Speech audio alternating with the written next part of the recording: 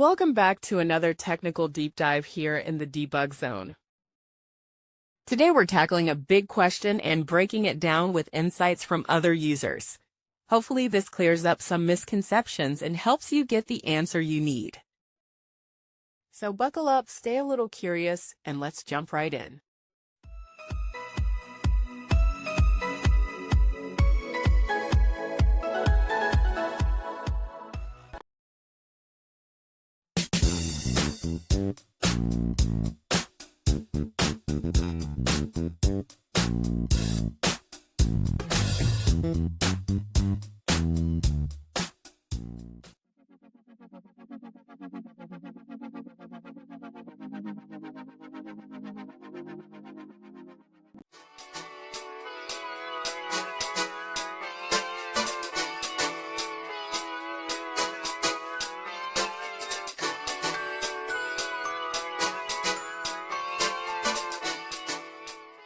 And that's a wrap.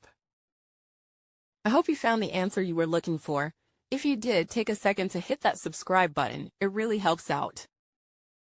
And let me know in the comments which solution worked best for you. See you next time in the debug zone.